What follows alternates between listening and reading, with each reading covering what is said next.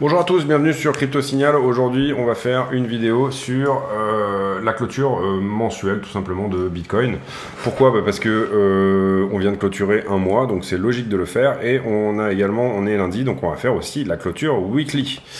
Un dimanche qui tombe à 31, ça fait d'une pierre deux coups. Voilà, on passe tout de suite en partage d'écran. J'en profite pour dire à ceux qui veulent s'abonner de ne pas hésiter à le faire. Idem pour ceux dont le contenu peut plaire, ne pas hésiter à mettre un like, un commentaire, activer la cloche des notifications et éventuellement nous rejoindre sur le Discord dont le lien est en description. On est là sur le Bitcoin face au dollar en monthly et ce qu'on va analyser d'abord c'est la tête de la bougie. On voit que c'est une bougie qui a un corps assez étendu, une queue finalement qui représente moins de 20% de chaque côté. Donc globalement, on est sur des bougies qui sont assez propres, comme ce type de bougies qui sont un petit peu pré-bull run, là, vous le voyez. On aurait préféré en monthly carrément englober une bougie précédente, ça aurait été encore plus bull. Mais là, bon, globalement, on voit que cette bougie est vraiment pas dégueulasse. Le momentum en monthly, globalement, si je vous montre le RSI, vous voyez qu'on est sur une trend qui serait à peu près quelque chose comme ceci, et que on est potentiellement ici en monthly en train de casser quelque chose. Ça serait vraiment une bonne chose si on peut la tirer même jusque là. Voilà, on était sur toute cette trend baissière là et on est potentiellement ici en train de la péter.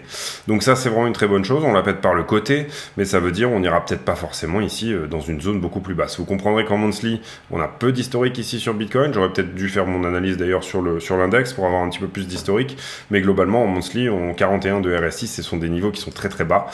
Vous allez voir ici que on est toujours bearish au niveau du MACD, les droites ne se rapprochent pas, donc ici on n'a pas de signe de rapprochement et puis ici on est toujours sous l'effet de cette bougie de vente là, mais vous voyez que cette vague de vente semble commencer à ralentir et donc vous comprendrez que quand on aura une bougie d'achat sur Bitcoin en monthly, il sera trop tard pour rentrer ou en tout cas vous aurez perdu une partie du mouvement. Le stochastique est littéralement aux fraises en train de latéraliser, même s'il y a un petit croisement ici bullish, donc ça c'est pas mal, et Williams qui est complètement dans son état d'enfoncement, donc on va attendre qu'il sorte de cette zone là. Bon, ça c'est du monthly, donc ça vaut ce que ça vaut, hein. Ça lag beaucoup comme indicateur. Ici on est sur le weekly. Sur le weekly, la tête de la bougie, qu'est-ce que c'est? C'est une bougie d'indécision, c'est-à-dire elle a pour le coup un corps qui est tout petit et un doji d'indécision, on appelle ça, et on a une assez grande queue, une assez grande tête, donc ça c'est pas très bull, on va dire, c'est juste on doit choisir une direction à partir de là. Vous comprendrez que les dernières bougies d'indécision qu'on a faites, elles étaient par là, par exemple, par ici aussi. Ça veut pas dire qu'on va baisser, hein. Ici on savait pas, vous voyez qu'on est parti en montée. Voilà, c'est des choses qui sont tout simplement à suivre. Et puis sur le momentum, j'essaye de dézoomer là, ça serait pas mal que ça marche. Voilà. Donc pour le coup sur le RSI en weekly, on est je pense sur résistance. On va regarder ça ensemble.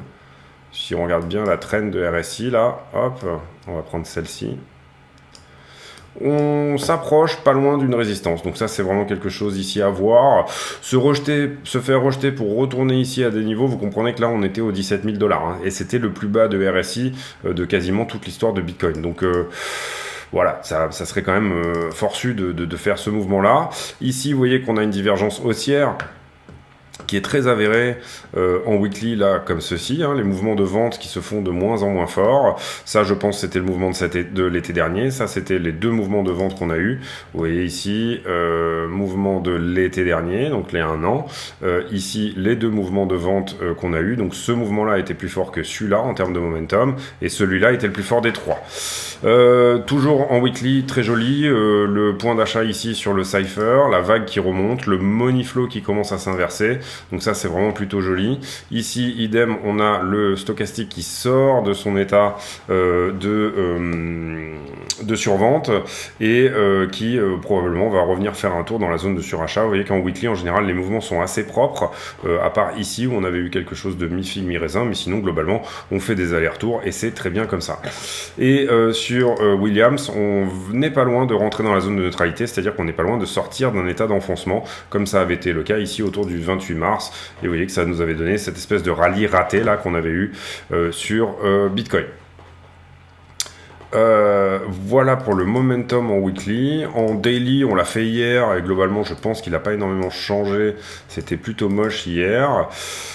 Oui, on a une divergence ici, vous le voyez là, le RSI qui fait un plus bas alors que le prix fait un plus haut, donc divergence baissière. On a 3 mouvements d'achat consécutifs, dont le troisième est plus petit que les précédents, donc ça veut dire que ce mouvement-là était le plus puissant des 3. Ensuite, on a eu ce mouvement-là qui était moins puissant, et ce troisième mouvement est encore moins puissant. On a en daily ici un point de vente, un nouveau point de vente qui apparaît sur le Market Cipher, avec une divergence baissière ici potentielle en daily. On est revenu ici en haut du stochastique, mais on est en train de croiser et de réintégrer, vous le voyez là ici, la zone neutre. Donc ça appelle potentiellement à revenir faire un tour soit au 50, soit au 0. Et puis on a Williams qui sort de son état d'enfoncement, et là je vous avais dit c'est le signal. Voilà, pour moi c'était le signal baissier, il était vraiment ici dans ce mouvement là. Donc voilà, on va surveiller tout ça de très près. Jusqu'où va cette baisse? Est-ce que elle est pérenne ou pas, ou est-ce que là le marché va se retourner et repartir? Pour moi quand même, en termes de momentum, c'est pas hyper joli ce qu'on a en daily. Donc vous comprenez qu'on a quelque chose de chouette en weekly. Donc d'une semaine sur l'autre, voilà, vous avez quelque chose de vraiment joli. Vous comprenez qu'on a quelque chose de pas très joli en daily. Est-ce qu'on va regarder le 4 heures? Oui, on va regarder le 4 heures rapidement. Globalement, sur le 4 heures, vous voyez qu'on a cette épaule tête-épaule là qui est assez flag. Hein. Pas la peine d'avoir fait 10 ans d'études pour la voir. Globalement, on va peut-être se mettre en 1 heure, comme ça vous la verrez un peu mieux. Voilà, épaule gauche ici, tête, épaule droite, avec une ligne de cou qui se trouve là. De là à là. Et donc du coup, vous aurez une target là-dessus qui va du haut de la tête jusqu'à la ligne de cou pour atteindre les 22,4 dans le viseur pour cette épaule tête-épaule. Là, on fait un retest de la ligne de cou, vous le voyez. Voilà, est-ce que c'est vraiment ça qui va se passer? Bien entendu, ici, il faut comprendre que tout ça n'est que conjecture. Hein. Il faut bien ici capter que on a pas mal de choses qui peuvent arriver, et un excellent retour, par exemple, de la demande au spot qui pourrait totalement inverser la tendance. On va ici regarder désormais les news. On va faire un point rapide sur les news. Sur Wall Street Journal, qu'est-ce qui m'intéresse? Le premier bateau de céréales qui part d'Ukraine, ça c'est bien, ça va libérer un petit peu parce qu'on avait une tension nouvelle qui venait sur les matières premières, et là on voit que potentiellement les bateaux sont prêts à partir, etc. Donc du business qui va se faire avec l'Ukraine, qui je crois est deuxième producteur mondial de blé, avec 40% je crois de la supply. Ici le Bitcoin qui s'échange de manière prudente, alors que les real yields ont perdu 46 points de base en 2 semaines. On va aller regarder ça. Et puis ensuite sur bitcoin.com, pas grand chose. Vitalik qui critique les projets corporate, on va dire, de Metaverse. Sur les earnings, on n'a rien d'énorme aujourd'hui. Un petit peu de news sur l'industrie. Demain, on aura des news sur l'emploi. Voilà, rien de... Et surtout, voilà, pour moi, c'est First Day. C'est jeudi qu'on aura plus de news, même intéressantes, sur l'emploi. Dans les earnings, aujourd'hui, on a Activision, mais on n'a pas grand-chose. Demain, on aura un peu de earnings crypto avec MicroStrategy. Et puis on aura également Coinbase le 9 août, Mara le 8, Hut Mining le 18 et Riot le 22 août. Donc tout au long du mois d'août, on va avoir les earnings de crypto qui pour moi vont pas forcément influencer sur le prix des cryptos. Ils vont peut-être influencer sur leur propre cours, on va dire. C'est-à-dire par exemple pour Coinbase, si jamais Coinbase, bon, globalement, si je vous montre si je vous montre le trimestre sur les cryptos qu'on est en train d'étudier là, c'est-à-dire le deuxième, vous êtes sur avril, mai et juin. Vous voyez là, vous comprenez qu'on est sur 3 mois de baisse, donc de toute façon, elles vont se prendre une énorme tatane, ces sociétés. Mais elles vont se prendre une énorme tatane qui est déjà pricée, d'accord? Donc en fonction de leurs earnings, on pourra dire, bon, écoutez, c'est pas trop mal, finalement, c'est déjà pricé, allez, on repart. Donc, ou alors, on aura des mouvements, mais qui seront pas impactants pour les cryptos, qui seront plutôt impactants pour ce type d'action. Donc pour ceux qui ont des actions crypto type mining, etc., bah, suivez quand même l'histoire, parce que ça peut vouloir dire, je sais pas, si Mara a vendu les 3/4 de ses bitcoins par exemple, bah, du coup ça impacte largement sur leur capitalisation, voilà.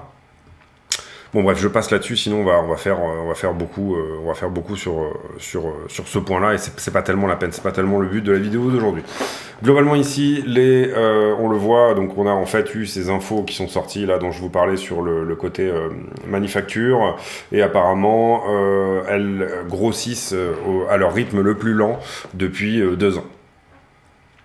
New orders, voilà, des problèmes de supply chain, hein, on le sait après, hein, énormément de problèmes du côté, notamment là ils montrent les voitures pour identifier le problème étant que si vous commandez une voiture aujourd'hui, vous l'aurez potentiellement dans 1 an et demi, donc du coup voilà, ça pose un petit peu des soucis au niveau de l'attrait et des ventes.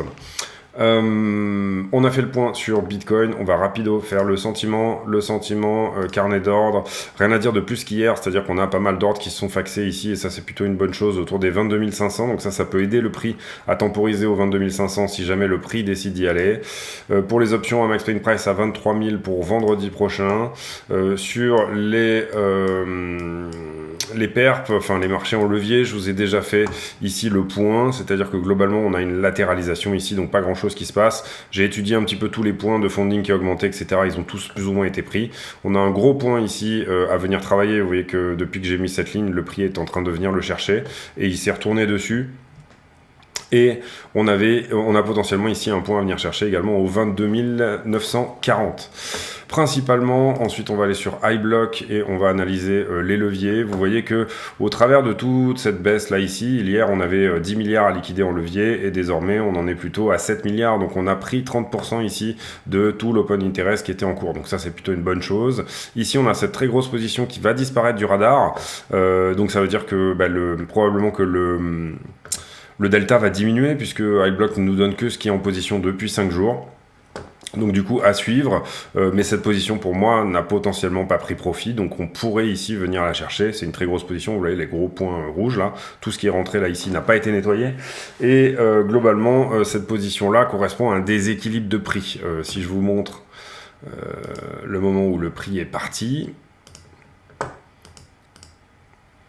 et ben ça correspond à ça, tout simplement. Tout ce qui est rentré là, à ce moment-là. Voilà, donc 5 jours, je vous dis 5 jours, voilà, c'était ça, c'est exactement ça. Elle va disparaître demain. Donc du coup, attention à ça. Pour moi, il y a du pognon à prendre ici, là, au 21,7, voire en dessous. Hein. Quand on regarde les prix de liquidation potentiels sur iBlock, vous voyez que ça peut descendre, si on est en levier x 25, jusqu'au 20 900. Donc voilà, après à voir. D'ailleurs, si je fais un point pour vous expliquer un petit peu sur les liquidations, et si on les regarde sur la charte, vous avez cet indicateur là qui s'appelle Liquidation Levels. Vous tapez LIQ sur TradingView et vous allez voir ces niveaux de liquidation. Il vous faudra changer un petit paramètre ici, donc vous allez dans les paramètres, et ici vous tapez, ça va être sur 10, et vous allez taper 0,01 pour avoir ici votre paramètre, enfin un peu plus de sensibilité, voilà. Et là vous allez avoir ces points qui vont apparaître, et globalement vous voyez qu'on a énormément de liquidité à venir chercher ici, et ça j'en avais parlé sous les 19, donc voilà, ça moi j'avais vraiment identifié les 19 comme étant un point où il y a beaucoup de liquidation, et vous le voyez qu'il y a des gros points à prendre. Globalement on a cette box ici où on a pas mal de points à prendre qui se situent entre 19,8 et 20 000, et là à l'instant T, si vraiment juste on veut nettoyer un petit peu avant de repartir, eh bien ça sera un dip jusqu'à 22. Vous comprendrez que là on commence à avoir du monde qui est garé au 33. Et ça a été le cas sur toute cette descente, hein. Ils n'ont pas ouvert, là j'avais notifié un gros level short sur ce niveau là depuis assez longtemps, donc ça pourrait nous aider ici à l'arrivée dans ce niveau de volume profile ici, ça pourrait nous aider à éventuellement venir taper et traverser et aller directement travailler cette zone. Pour moi on a besoin de travailler cette zone là pendant un moment si on y va, et vous comprenez qu'on a des énormes niveaux là qui ont été créés. Auparavant vous vous rappelez, je vous avais mis cette barre violette comme quoi on avait du gros volume profile. Le creux, en fait, il était là avant. Et là, il faut comprendre qu'on a déjà comblé, et très bien comblé, tout simplement en raison des gros volumes qu'on a fait. Et je vais vous montrer du coup, alors je passe du coq à l'âne là, mais on a fait des gros volumes, notamment sur Binance. Vous le voyez, le mois là, ici, en cours, le mois de juillet, il est énorme sur Binance, d'accord? En termes de volume, on est au-delà des niveaux pré-bull run, etc. Donc on a vraiment une augmentation du nombre des volumes. Pourquoi ce volume, il est énorme sur Binance? Si vous allez sur Glassnode, vous regardez ici les volumes. Bon, alors là, c'est pas les volumes au spot, mais c'est pas la question. C'est plutôt bon à quel point Bitcoin commence à intéresser du monde. Eh bien, vous voyez que là, au début du mois sur Binance étant la bande violette que vous voyez en bas là, Au début du mois sur Binance, on était à 2,3 milliards d'open interest. Et là, à la fin du mois, ou en tout cas au 30 juillet, on était monté à 3,4 milliards. Donc ça correspond à une augmentation de 30%. Si je vous montre la même chose sur FTX, on a aussi une augmentation de 30%. C'est-à-dire qu'FTX, ils étaient à 1 milliard et ils sont montés à... fin du mois 1,5 milliard. Et si je vous montre la même chose sur Bybit, Bybit était à 1 milliard également et Bybit a terminé autour des 1,350 milliards. Voilà. Donc ces trois-là ont bénéficié du regain d'intérêt pour Bitcoin et c'est pour ça qu'on a des niveaux plus importants. Binance on a encore plus bénéficié. Pourquoi? Parce qu'ils ont introduit le zéro fee au spot sur le trading Bitcoin. Donc en gros, si vous tradez Bitcoin sur Binance depuis le 8 juillet, je crois, eh ben vous n'avez pas de fee. Donc c'est pour ça que ce niveau-là est encore plus impressionnant que sur les autres. Vous le voyez que si je vais sur, là c'est Bitfinex, très peu de volume sur le mois. Si je vais sur Binance, bon ça c'est une autre paire sur Binance, mais si je vais ici sur Bitstamp, on n'est pas du tout sur les mêmes niveaux que pré-bull run. Hein. Tout ça ne se voit. En fait, l'idéal étant d'aller voir l'index même, c'est-à-dire celui-ci, je crois. Voilà, là vous êtes sur l'index et là vous voyez qu'on est loin des niveaux, enfin on est à peu près au niveau d'ailleurs qu'on a eu pré-bull run, mais on n'est pas sur ces bougies-là. Mais par contre, un très bon regain d'intérêt ici et finalement moins de volume que ce qui a été vendu en juin-juillet, mais un très beau regain de volume et ce qu'on veut voir dorénavant là, c'est une grosse poussée en août. Là c'est les vacances, hein, donc tout se calme un petit peu, c'est comme un très long week-end, mais voilà, les choses à vérifier et à bien ici, voilà, si vous regardez les volumes, regardez-les dans leur globalité et essayez de comprendre pourquoi ils ont augmenté, notamment sur Binance, FTX et Bybit. Je sais plus sur quoi j'étais avant d'entamer tout ça. Oui, j'étais sur le sentiment, je crois. J'ai un peu dérivé là. Le sentiment, et là on est sur Kingfisher. Sur Kingfisher, vous voyez que il nous montre là ici ces points à prendre au 33, là dont je vous parlais. Il nous montre également ici plutôt un regain d'intérêt pour aller jusqu'au 24 500. Donc ça veut dire on a du shorter qui n'a pas été pris sur le dernier mouvement. Et il nous montre également tout ce qu'il y a à prendre si jamais on voulait venir chercher ici les 20 ou 21 000. Présentement, qui a fermé ses positions, et on va revenir sur iBlock ici, qui a fermé sur ce long, a fermé ses positions par exemple au 24 500. Si vous êtes rentré ici par exemple au 20, est-ce que à 20% en levier x20, vous n'auriez pas pris vos profits, vous? Et c'est le problème, c'est la difficulté ici de regarder l'open interest, c'est de dire qui a pris ses profits à ce moment-là, quelles sont vraiment les personnes qui ont pris leurs profits. Et pour l'instant, on est obligé de juste sentir le vent venir, mais on ne peut pas avoir ici de précision ultime. Sincèrement, moi je dirais, je serais plutôt d'avis de regarder les liquidation levels, qui me semble en ce moment plus, en termes de ce que moi je regarde et en termes de ce que moi je ressens, adéquate. Je vous remets ça à l'histoire. Adéquate pour essayer d'analyser le prix, c'est-à-dire ici liquidation levels. Vous voyez, voilà, pour moi c'est typiquement exactement ça ce qui se passe, c'est-à-dire qu'on a plus de monde en dessous que à aller chercher au-dessus. Par contre, le CVD au spot est croissant. On peut laisser peut-être ça pour plus tard. On a peut-être besoin de prendre ça là ici à l'instant T. Donc ça voudrait dire quoi? Tout simplement, ça voudrait dire pour l'instant, au moins à minima revenir, voire déborder légèrement en dessous de ce flag. C'est-à-dire si je vous enlève les niveaux, donc je disais revenir, voire déborder en dessous de ce flag, ce qui voudrait dire tout simplement aller chercher cette zone-là. Et globalement, si jamais on devait vraiment analyser la totalité de ce mouvement, il faudrait mettre tout simplement un Fibonacci, hop, ici de retracement, c'est-à-dire si on descend jusqu'où on va descendre, par rapport à ce grand mouvement, combien de pourcentage on pourrait corriger, et vous voyez que ça ne serait déjà pas du tout inquiétant si jamais on rebondissait avant le premier arrêt, c'est-à-dire donc 38,2 de baisse là, donc tout simplement ça nous emmènerait au 21 666, donc à ce niveau-là, là, d'accord ? Ça serait juste toucher un premier arrêt, ça ne remettrait pas du tout en cause la tendance. Et si jamais on veut quand même aller en zone de rechargement sans remettre en cause la tendance, vous aurez cette superbe box là. Donc là, je pense que je suis bien placé, voilà, je vous les cale bien, histoire d'être bien sûr. Voilà, 21 700. Et vous aurez ici cette box là à venir chercher qui se situe globalement, vous le voyez, entre les 18 et quelques et les 20 000 $.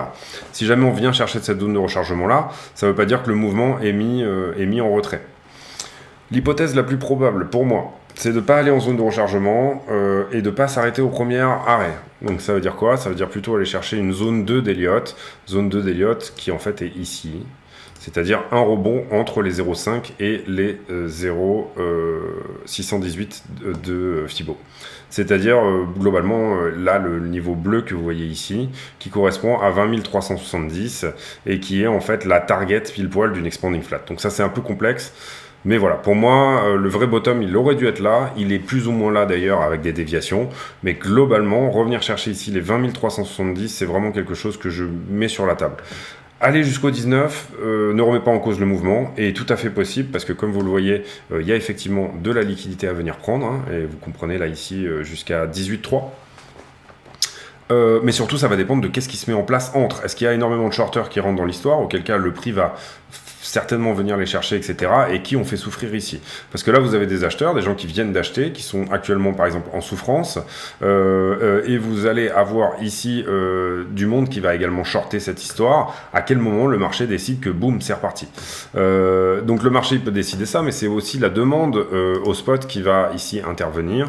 Et la demande au spot, le CVD spot, vous voyez qu'il pour l'instant, il est croissant, même si il nous a marqué ici une légère latéralisation. Vous le voyez sur ce point-là, là, où on a globalement diminué, voire latéralisé, et globalement on est loin des niveaux qu'on avait quand on était en haut du Bart Simpson, c'est-à-dire en haut de ce petit point là qu'on a fait dans les deux sens. Donc voilà, ça veut dire quoi concrètement? Si je me replace ici sur le prix, ça veut dire soit on fait justement un Bart Simpson géant. Bart Simpson géant, bon, tout est relatif, hein, ça correspond à quelques jours, mais voilà. Que je vais vous dessiner tout de suite. Voilà. Donc en gros, ça correspondrait à faire quelque chose comme ça. Et on revient ici au point de départ, 20 700. Pour moi, c'est vraiment ce que je privilégie en termes d'hypothèse, voilà. Néanmoins, je ne suis pas réellement positionné ici. J'ai ouvert un petit short à la cassure du Williams, voilà, mais il n'y a rien d'énorme ici, vraiment. Je protège ici vraiment mes niveaux et j'en vois pas quelque chose d'énorme. Ici, on aura le premier arrêt. Si déjà le premier arrêt il tient, donc voilà, si admettons que ici on se retourne, et ben du coup fermeture de ce fameux short. Et si jamais on va jusque là, et ben du coup comment expliquer? Réouverture d'un short si on répète ce niveau là et là on prend juste ce mouvement là et ainsi de suite. En fait il faut fonctionner comme ça, quoi, étape par étape, et voilà. Si jamais on doit aller dans cette box, on ira. Si jamais on doit aller sous les 19, on ira. Le marché décidera de venir punir tous ceux qui ont cru dans ce mouvement. Est-ce que ça remet en cause pourtant un mouvement qui fasse ça? Pas du tout, d'accord. Ça ne le remet pas du tout en cause. On a juste eu un train qui était trop chargé et ça permettra au prochain mouvement de moins charger la mule parce que moins de gens croiront dans ce mouvement. Donc ça nous fait une jolie machine à laver où tout le monde est un petit peu comme ça en train de, si vous voulez, je parle beaucoup et là j'exagère un peu sur voilà les possibilités, etc. Tout ça n'a rien de... Mais si je vous remets à l'été dernier, hop... C'était exactement ce qu'on avait eu là. Et donc, il y en a qui ont vraiment un petit peu la mémoire courte. Hop, pardon. Tac, tac. Et on pourrait partir là hein, aussi, hein, c'est pas du tout le problème. Mais par contre, ici, donc ça c'était quand? Non, ça c'était l'été dernier, voilà. Ici, on avait eu ce fabuleux mouvement où on avait eu l'impression... non, pardon, c'est pas ça. Oui, voilà, c'est là. Ok, j'y suis. Je vais la loquer, elle, parce que je la bouge tout le temps.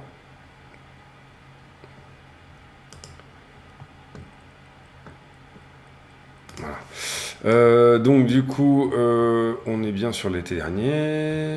Non, voilà, ok, on est là, d'accord, Donc ici, on avait eu ce fabuleux mouvement-là, ici, où tout le monde y croyait, etc.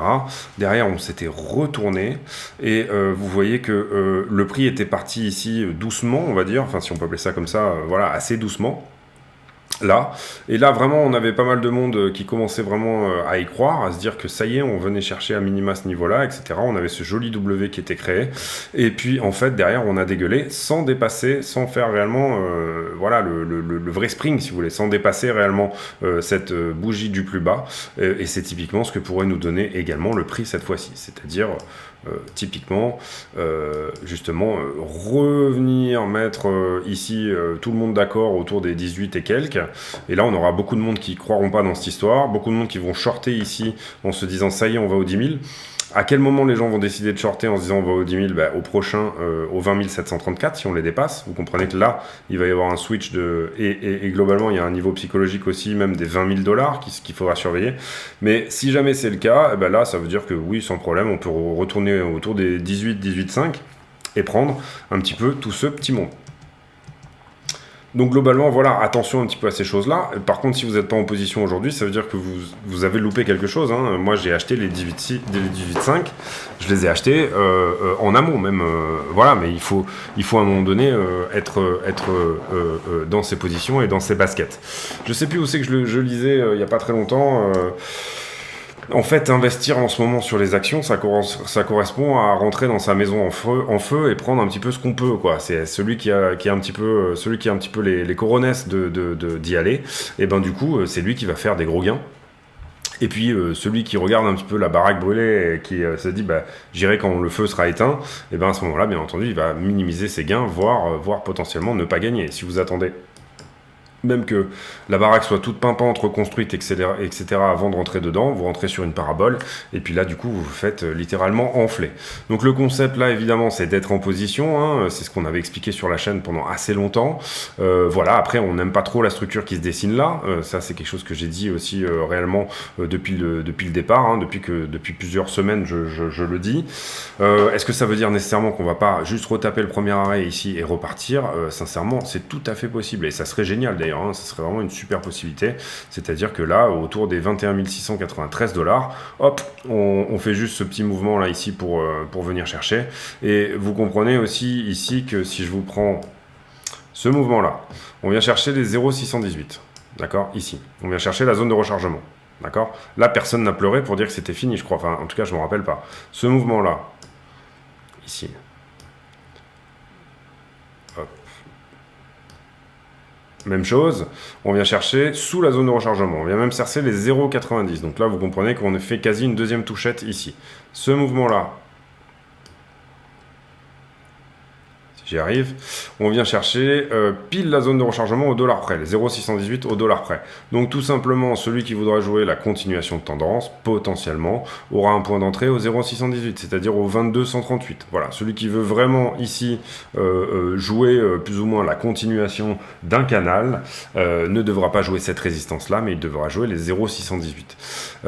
Celui qui veut réellement, qui pense que ceci est la fin d'un mouvement et qu'on va avoir une correction plus ample, devra jouer soit la zone 2 d'Elliott, c'est-à-dire les 0,5 à 0,618, soit la zone de rechargement des investisseurs, c'est-à-dire le 0,618 à 0,786. C'est aussi simple que ça, pardon, si on l'analyse en termes de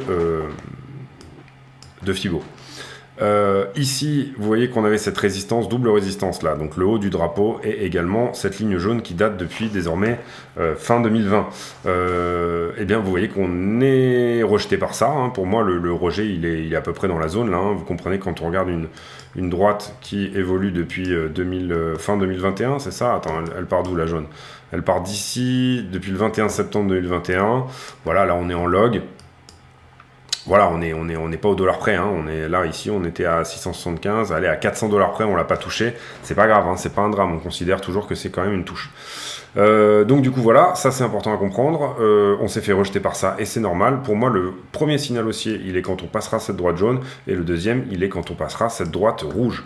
Ensuite on a fait ici beaucoup de volume et ça je l'ai déjà dit, où on a comblé une bonne partie de ce trou dans le volume profile ici, donc ça c'est vraiment plutôt une bonne chose. Maintenant ce qu'on voudrait c'est venir en travailler la totalité.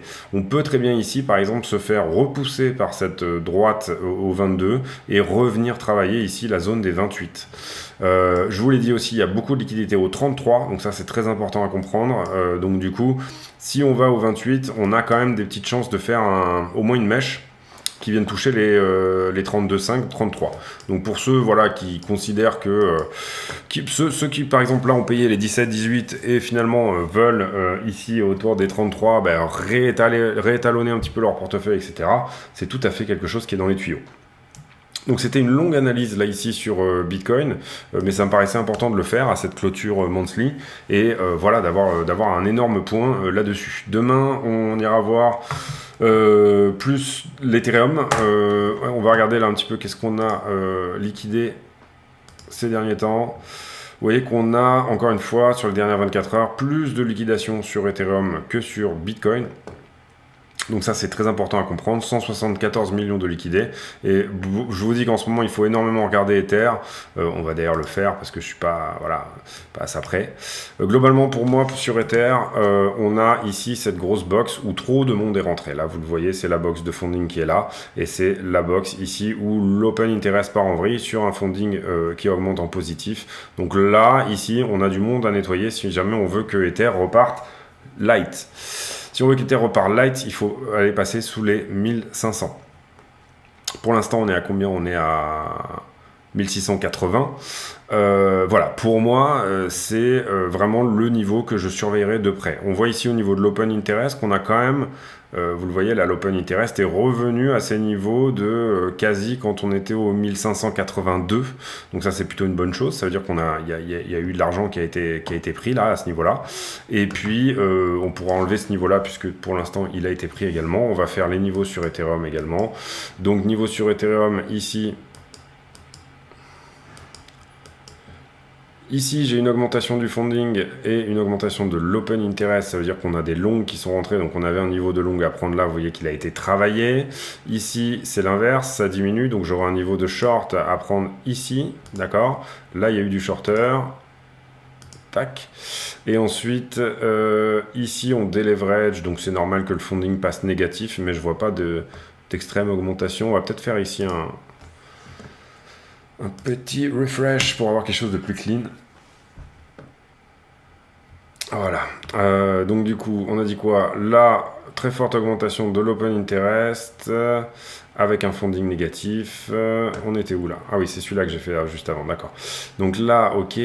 Ensuite, ici, augmentation de l'open interest sur un funding positif. Donc on avait un gros long qui était rentré en bas là. Vous voyez qu'on l'a travaillé depuis. Vous voyez que ces deux niveaux-là ont en fait été travaillés. Donc c'est mieux quand on refresh.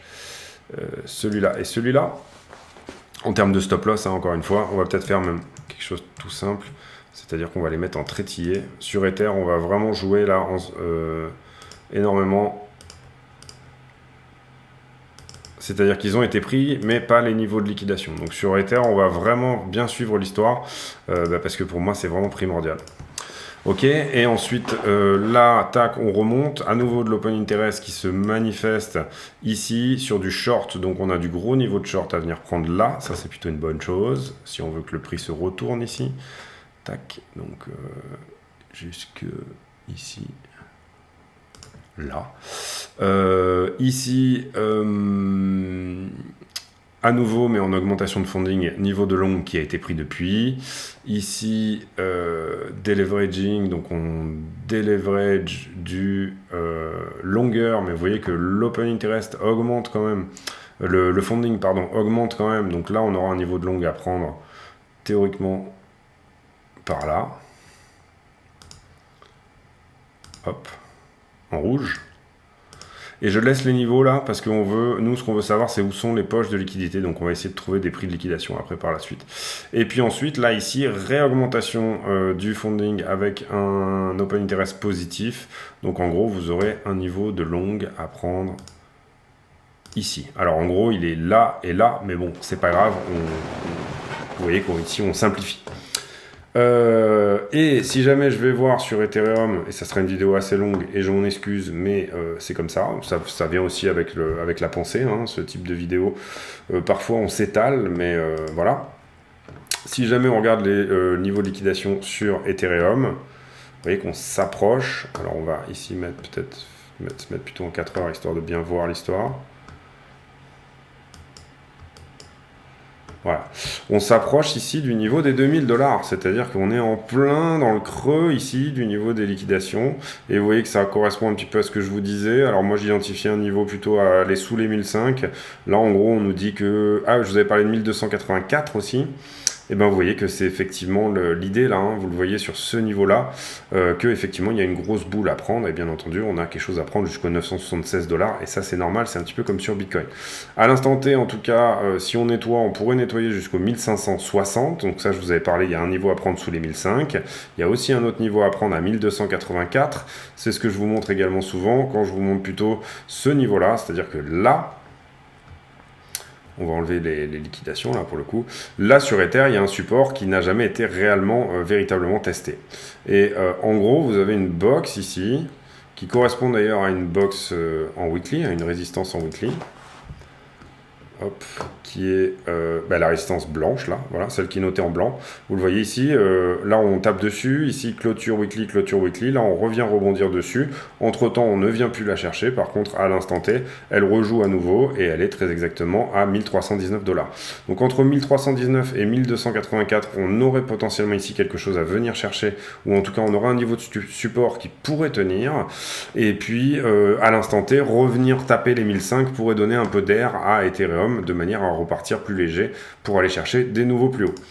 Voilà, c'est tout pour moi aujourd'hui. J'ai fait le tour de pas mal de choses ici, vous l'aurez compris. Voilà, donc pas vraiment de narration, désolé si c'est moins, peut-être un peu moins trépidant que quand on a un sujet, mais ça me paraissait important ici d'analyser le momentum dans pas mal de time frames, à savoir le monthly, le weekly, le daily et le 4 heures, et puis également d'aller faire un point ici sur quels sont les gros points à venir chercher, etc., toutes les différentes choses sur BTC. C'est tout pour moi aujourd'hui, je vous souhaite une très bonne journée. Pour ceux qui ont suivi la vidéo jusqu'à la fin, déjà abonnez-vous, activez la cloche de notification, venez nous rejoindre sur le Discord éventuellement, mais surtout mettez des likes. J'ai que 10% des gens qui regardent les vidéos qui mettent des likes, donc pensez-y, c'est important. Et puis ensuite, dans ce qui est des commentaires à la con, c'est-à-dire des commentaires qui n'ont rien à voir avec le prix du Bitcoin, aujourd'hui, les commentaires seront... on a tous un truc un peu foireux dans la santé, vous savez, je sais pas, les oreilles, ou je sais pas, un truc qui déconne, voilà. Bah, mettez pour vous quel est le truc qui déconne, puisque personne n'est parfait, hein, on a tous un petit défaut, un petit pet au casque éventuellement, ou ce genre de choses, donc surtout, voilà, on parle de santé aujourd'hui, et quel est pour vous le truc chez vous qui déconne le plus, un genou, un tibia, une épaule, voilà. Dites-nous en commentaire ce qui est le cas. C'est tout pour moi, je vous souhaite une excellente journée, on se retrouve demain pour un nouveau point BTC face au dollar, et on fera également un gros point sur... on fera une altcoin aujourd'hui, je vais faire une altcoin aussi dans la journée, là je sais pas encore laquelle, mais on va la lancer dans la foulée. À très bientôt, portez-vous bien, salut, ciao.